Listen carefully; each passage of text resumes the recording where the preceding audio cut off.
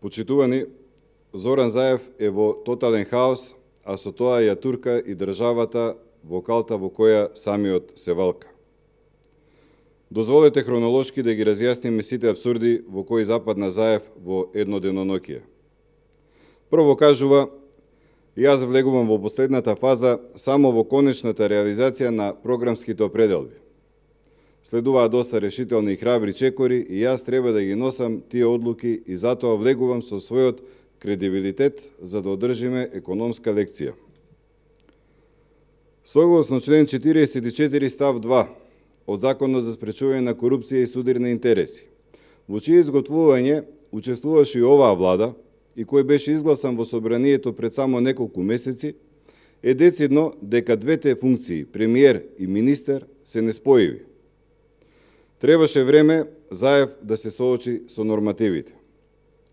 После еден ден Заев се пишмани и се соочи со фактите кои го менуваат ставот, па даде налог до неговиот кабинет да пушти предлог за повлекување на кандидатурата на Зоран Заев за министер за финансии.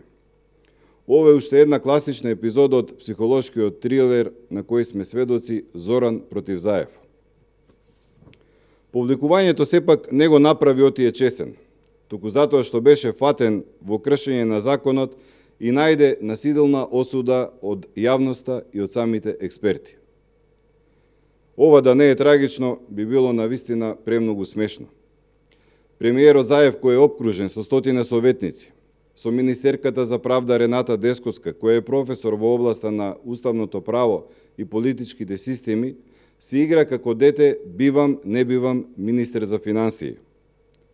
Но Заев не застанува тука, туку продолжува да бара модус операнди во негов стил, па во собранието потоа кажува дека сепак ќе раководи со Министерството за финансии до избор на нов министер.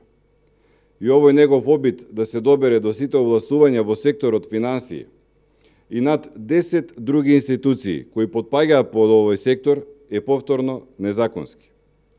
Имено, согласно член 13 од Законот за влада, на кој самиот Заев се повикува во својата намера да загосподари во целост со народните пари, се уредува работата на позицијата министер и се вели дека министерот самостојно раководи со министерството за кое е избран, го следи и одговорен за спроведувањето на законите и другите прописи. Патем, Министерството за финансии има заменик министер кој согласно истиот закон за влада го заменува членот на владата со сите негови права, должности и одговорности. Ова значи дека Заев како премиер, согласно член 11 став 2, може само да го насочува дејствувањето на владата во целина и на незините членови во согласност со програмските определби и насоките што таа ги утврдува.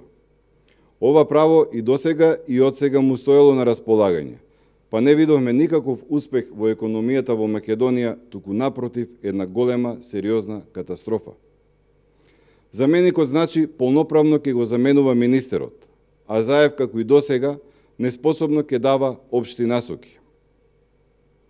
Тоа што Заев влезе во правна авантура, да го разреши министерот за финансии, доволно говори за неговата несериозност и неодговорност кога се работи за едно од најважните, ако не и најважното министерство во државата. Законите во Македонија не познаваат термин вршител на должност министер за финансии. Законите не дозволуваат од формално правна смисла Заев да биде потписник наместо министерот за финансии и да кумулира јавни овластувања. Со други зборови, се е исто во оваа неспособна и неодговорна влада, начело со Заев. Само од денеска Тевдоски ке го нема. Ако Заев постапува спротивно на законот, тогаш султанот Заев ќе потврди дека по секоја цена сака да се добере до народните пари и на тој начин ќе го спроведува принципот еврозавицето директно од буџетот на државата. Ви благодарам за вниманието.